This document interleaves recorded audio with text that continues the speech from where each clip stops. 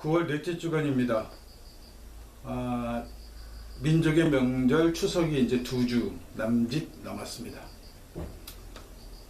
올 한 해 좋은 결실들을 맺으시고 좋은 일만 있기를 기원해 봅니다. 우리가 학교 다닐 때 역사 시간이죠. 왕조가 그 세력을 늘릴 때, 왕조가 기반을 탄탄히 다질 때 했던 방법 중에 제일 중요한 방법 중에 하나가 과거제도입니다. 그러니까 과거를 통해서 왕조에서 일할 인재를 뽑는다는 거죠. 이게 왜 왕권 강화의 수단이 되었느냐 하면, 당시가 이제 지방 호족들이나 귀족들이 자기 자식들을 음서제도라고 하죠. 집안 백으로 이렇게 관리들이 되기 때문에 권력이 양반들에게, 귀족들에게 혹은 호족들에게 넘어가는 것을 방지하고 전혀 새로운 인물, 아무 관계없는 인물을 뽑아서 중요 자리에 맡기는 것으로 이 분산되어 있는 세력을 견제하는 역할이 있었던 거예요. 그래서 과거 제도를 그렇게 긍정적으로 평가하는데,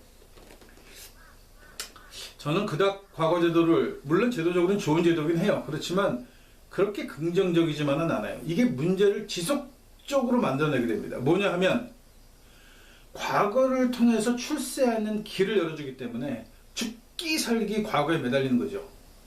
이 아직 정계에 진출하지 못한 양반들은 그걸로 왕에게 충성하는 기회를 만들어내는 겁니다. 그게 또 왕권 강화가 되는 거죠. 그들이 과거에 급제해서 관리가 되면 세상이 바뀌냐? 사실은 별로 바뀌는 게 없어요. 매관매직하는 건 여전했고, 국가가 딱히 지방 호족들이나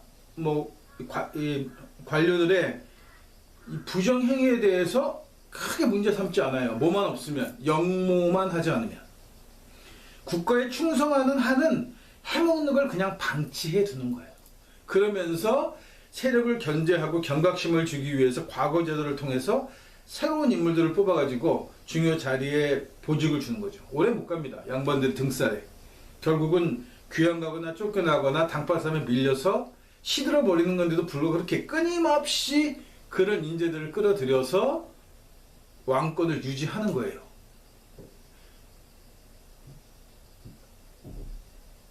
일본이 들어오면서 외강점기가 시작되면서 이 현상은 어떻게 되느냐 하면, 이제는 양반이 아니어도, 관료 출신이 아니어도, 왕가 사람이 아니어도 출세하는 길이 열려요. 뭐를 통해서? 총독부 관리가 되는 것을 통해서. 고시라고 하는 제도를 통해서, 옛날에 과거에 봤던 똑같은 거죠. 과거를 보는 것과 과거 급제하는 것과 똑같은 형태로 고시를 통해서 총독부 관리가 되면 그간의 양반들이나 호족들이나 귀족들이 누려왔던 그 권리를 누릴 수 있게 해주는 거예요. 총독부가. 그러니까 총독부에 충성할 수밖에 없는 거죠. 신분이 중요하지 않아지게 됐으니까. 더 이상 신분 사회가 아닌 것처럼 보이지만 사실상 신분 제도는 그대로 유지되면서 사람만 바뀌는 거지 신분 제도가 없어진 건 아니에요. 이게 제국주의 식민지가 식민 국가들에게 심어놓은 굉장히 무서운 결과 중에 하나입니다. 대부분 국가들이 왕조 국가였어요. 왕권이 무너지고 그 왕조가 무너지고 민주사회가 도래하고, 이제 더군다나 양키들의 그런 그 너절한 선거법 이런 게 들어오면서 국민들이 투표를 뽑고 해가지고 마치 전 세상과는 전혀 다른 세습하고 그 정권이 세습되고 권력이 신분으로 유지되고 하는 것이 아닌 아주 자유로운 세상이 된 것처럼 이야기하지만, 현실적으로는 그것을 취득하는 방법이 달라졌을 뿐이지 신분사회는 여전하다는 거예요. 그걸 아주 고착화시킨 게 식민 통치입니다. 식민지를 통솔하기 위해서 엘리트들을 양성한 거예요. 식민지 엘리트들을. 이 엘리트들이 식민 교육을 받고 총독부의 관리가 되고 또 중요한 직업군이 되고 학교의 교수들이 되고 선생들이 되면서 식민 제도를 확고하게 하는 거예요. 이 충성하는 제도로 바뀌지 않게 하는 거죠. 아주 절대적 충성을 바치게 하는 겁니다. 교육은 굉장히 무서워요. 그러니까 우리도 과거 제도를 단지 왕권 강화라고만 생각하지 이 과거 제도가 어떤 식으로 이용되어 있는지에 대한 이야기는 하지 않는단 말이죠. 이제 그러다 보면 식민지에서는 치외법권이라는 개념이 생기게 되는데 이게 뭐냐 하면 뭐 그전에 그 외관이라는 것도 그랬죠. 외인들이 몰려 살면서 그 지역의 법은 외인들 법으로 다스리게끔 해주는 거예요. 그렇지만 이 사람들이 나와서 범죄를 하게 되면 범죄에 대한 책임은 져야 돼요. 그들이 사는 그 어떤 자기네 공동체 안에서만 그렇게 하도록 되는 건데 치외법권은 좀 달라요. 자기가 머물고 있는 주둔하고 있는 국가의 법에 영향을 받지 않는 거죠. 외교관들이 면책특권이라고 주장하는 것들 중에 하나인데 이게 제국주의가 식민지 지역에 들어가면 더욱더 강화되게 돼요. 왜? 보호해야 하니까. 근데 이게 외교관들 뿐만 아니라 제국주의 국민들, 우리 같은 경우는 외인 전체 다가 치외법권자와 같아져 버리게 되는 거예요. 그리고 이걸 구체적으로 구체화시켜야 하니까 법을 통해서 이 제도를 보강합니다. 그게 현재 우리 사법부가 가지고 있는 가장 큰 고질적인 문제예요. 뭐 윤석열 탄핵하고 또 은퇴하면서 굉장히 유명해진 문영배인가? 이름이 잘 기억이 안 나는데 어쨌든 그 법관이 있어요. 유명하죠? 사람들 존경받는 법관으로 또 무슨 그 스승도 나오고 해서 매스컴에서 굉장히 존경받을 만한 사람을 띄웠어요. 이 사람이 며칠 전인가 대통령이 선출 권력과 임명 권력은 수준이 그 지위에 있어서 차이가 난다라고 하는 것에 대해서 헌법을 잘 읽어보시라 이렇게 얘기를 했단 말이죠. 찬성하지 않는다는 거죠. 법관 출신이 변호사 출신 대통령에게 헌법을 읽어봐라? 이거 굉장히 뭐랄까 이 건방진 태도입니다. 왜냐하면 나이를 떠나 모든 걸 떠나서 그래도 하늘의 대통령은 국민이 지지해서 뽑은 거잖아요. 더군다나 부정선거가 있었던 것도 아니고 매국노 세력이 뽑은 것도 아니고 진보 세력이 정상적인 이성을 가진 국민들이 정말 어렵게 힘을 모아서 대통령을 뽑아서 일을 하라고 앉혔는데 거기다 대고 헌법을 읽어봐라. 요런 이 말짱 정말 황당한 이 엘리트 의식은 식민교육에서부터 심어진 겁니다. 판사들이 그 역할을 해온 거예요. 원래 사법부는 대부분 외인 판사들이 많았죠. 검사도 그렇고 변호사도 그렇고. 즉 외인들이 독점하던 직업군 중에 하나예요. 왜냐? 자국민을 보호해야 하니까. 조선에서 살고 있는 한반도에 살고 있는 외인들을 보호하는 게 우선이란 말이에요. 그들이. 그러니까 모든 법이 그들에게 유리하게 맞춰져 있어. 권력을 잡은 자들, 그다음에 또 총독부에 등용되어서 공부 열심히 해서 총독부에 기용돼서 관리가 된 자들, 준 외인에 해당되는 사람들까지를 철저하게 법으로 보호해주는 역할을 했던 게 사법부란 말이죠.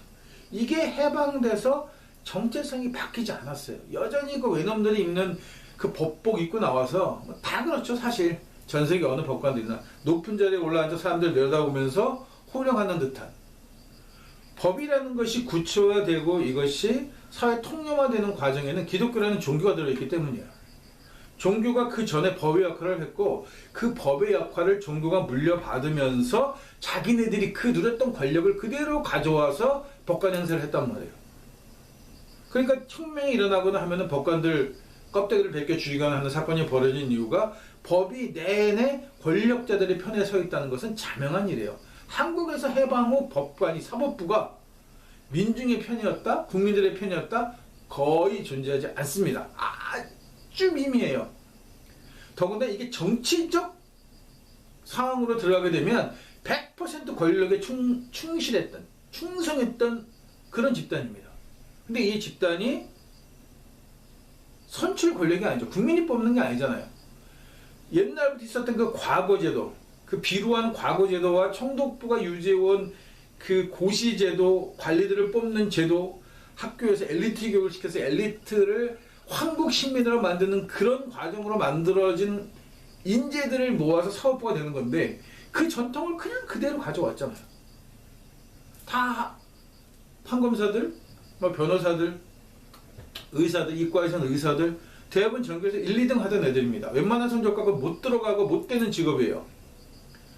현재 학교 교육이 제가 문제라고 하면 뭐가 문제냐고 얘기하는데 왜 문제가 되냐면 바로 이런 애들이 학교에서 공부들 잘한다고 칭찬받고 무슨 짓을 해도 다 용서해주고 용서받고 일종의 특권을 이미 학교 다닐 때부터 특권을 누리고 있던 애들이야. 선생 눈빛조차 다르고 아유 공부도 못하니 버러지 같은 것들하고 보는 것과 달리 아이고 우리 공부도 잘하고 학교 명예도 뭐 빛내주고 뭐 똑똑하고 선생님 자랑이고 하는 이 그런 칭찬으로 특권의식이 똘똘 뭉친 애들이 결국 법관이 되는 거란 말이죠.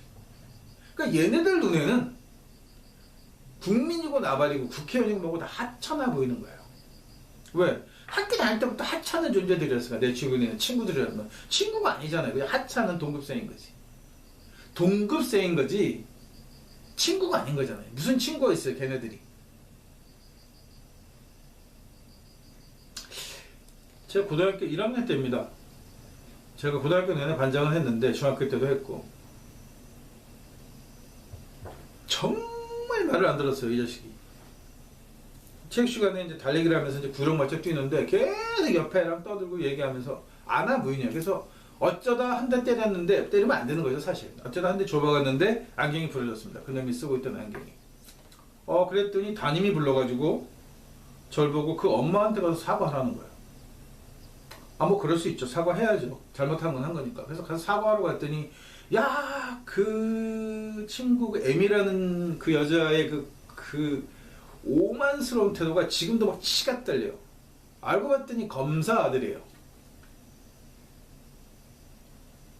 감히 네가 검사 아들을 때려? 뭐 집에 가서 지 엄마한테 좀 일렀겠죠. 전화했겠지 담임한테. 네가 검사 아들을 건드리고 부서할 것 같아?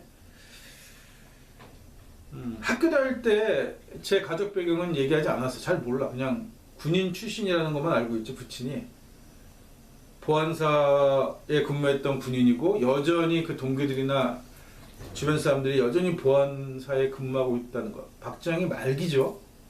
김재규가 보안사령관 할 때 그 당시에 인맥이었으니까 검사 나부레기 같은 것들은 정말 아무것도 아닌데 그래서 제가 어머니한테 얘기를 잘 안 해요. 어머니한테 얘기하면 난리가 납니다. 학교가 뒤집어지거든요. 이미 중학교 때도 뒤집어지게 있었고 그래서 그것 때문에 체육 선생하고 저하고 내내 중학교 내내 척이 져가지고 아주 그냥 집요하게 학교 일진 애들 통해서 괴롭혀왔던 어떻게든 괴롭히려고 했던 그런 경험이 있었기 때문에 고등학교 와서는 아예 얘기를 하지 않았단 말이에요. 그랬더니 그런 일이 벌어지는 거죠. 알고 있었으면 나보고 가서 걔 엄마한테 그런 그 또래 같은 년한테 나보고 사과하라고 얘기는 안 했을 거예요. 어떻게 어떤 식으로 잘못했는지 안 봐도 비디오지. 그 문과에 서가지고 그 고고한 인상으로 위에서 아래로 문턱 위에서 아래로 내다보면서 죄송합니다 얘기했더니 그 싸가지 없는 그 태도 그렇게 키운 애들 걔가 검사가 됐어요. 동창회 때 갔더니 걔 검사였다고. 그 주변에 애들이 바글바글 또 모여가지고 뭐 우리 검사님 어쩌고 하면서 알랑방구들을 떨어대. 요렇게 키운 애들이니까 얘네들 눈깔에는 배는 게 없어요. 그러니까 국민이 어렵게 힘을 모아서 정말 힘들게 대통령을 만들어서 이제 사법부도 개혁하고 검찰도 개혁하고 모든 전반적인 사회적 개혁을 하고 있는 사람이 한 말에 대해서 법이나 잘 읽어봐라, 헌법을 좀 읽어봐라고 하는 이런 말도 안 되는 개소리를 한단 말입니다. 이게 한국 엘리트들의 현실이에요. 이거 그 사람이 개인적으로 존경받을 만한 것도 있어요. 뭐 제가 그 사람을 존경할 만한 구석이 없다는 건 아니에요. 그러나 기본적 개념 자체들이 판검사 출신들, 의사애들 한결 같습니다. 제가 직원애가 인대가 끊어져서 병원에 갔더니 얻고 갔어요. 여직원이라서 제가 업은 건 아니고 얻고 갔어요. 그랬더니 뭐 어떻게 응급치료 했느냐. 지랄을 떠는 거예요. 뭐 이렇게 하면 이렇게 해야 돼서 그거 잘 알면 내가 의사하지 너한테 없겠냐 그랬죠. 그거 어디다 대고 반말이야. 카톨릭 의대 나온 놈입니다. 전교에서 1, 2등 하던 애도 아니에요. 근데 의사라는 직업 때문에 누구한테나 반말하고 마치 자기가 다 알아서 가르쳐 주려고 들어. 그런 거 모르니까 우리가 돈 내고 의료 서비스를 받는 거죠. 그리고 우리 돈으로 먹고 살고 있는 거고. 근데 이 자식들이 반말하고. 더 웃기는 거는 우리 동네 한의사인데 이제 30대 좀 넘었을라나? 딱 써붙였어. 뭐 30분 상담에 얼마, 인생 상담하는 거죠. 1시간에 얼마. 제가 사는 지역 평균 나이가 60이 넘습니다. 30살 먹은 놈이 뭘 알아서 60살 먹은 노인네들 상대로 인생 상담을 합니까? 그냥 병이나 치료하면 되는 거지. 이런 특권의식을 심어주는 거야. 계속 니네들이 제일 잘 알아. 니네들은 모르는 게 없어. 니네들은 만물 박사야, 척척 박사야. 니네들이 하는 건 다 오라. 무슨 짓을 해도 괜찮아. 제가 이 이야기는 뭐 그래도 몇 번 썼었는데 고등학교 2학년 때예요. 짤짤이라 그러죠 이거. 의진일쌈 이거 하다가 점심시간에 대대적으로 모여서 반 전체가 이거 하다가 잡혔어요. 한 10명 잡혀갔습니다. 뭐 학생부로 끌려가서 진짜 애들 개맞듯 맞은 거죠. 제 차례가 됐는데 선생님 딱 보더니 야 너는 왜 했어? 아니 뭐 그냥 그랬더니 심심했구나 공부하다가. 아이 자식이 막 그런가 그러면서 엉덩이한테 툭 치네. 들어가. 이런 특권을 받는단 말이에요. 다른 애들 뭐 그때야 안 맞았으니까 좋았지만 저도 다른 애들 볼 때의 느낌이 어땠을까? 그걸 누누이 보면서 사는 거예요. 보통 사람들은. 그러면서 자기도 모르게 있는 자들, 가진 자들, 힘 있는 자들을 건드리면 한순간에 엿될 수 있다라는 생각을 계속 갖고 사는 거예요. 그러니까 국민들이 이렇게 불법 계엄에 뛰어나가서 국회의장을 막고 거리에서 그 체류탄 가스를 먹으면서 물대포를 맞아가면서 민주주의를 외친 건 굉장한 일인 겁니다. 이건. 교육이 철저하게 그렇지 않도록 그렇게 못하도록 교육을 시켰음에도 불구하고 우리 민족의 가슴속에 들어있는 이 자유와 정의를 위한 불타는 갈망이 그거를 이겨내는 거예요.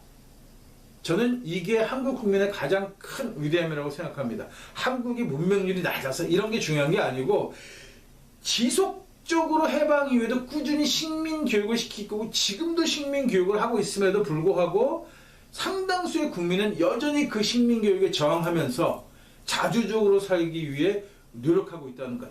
이것이 우리 민족이, 우리 국민이 위대한 이유라는 말씀입니다.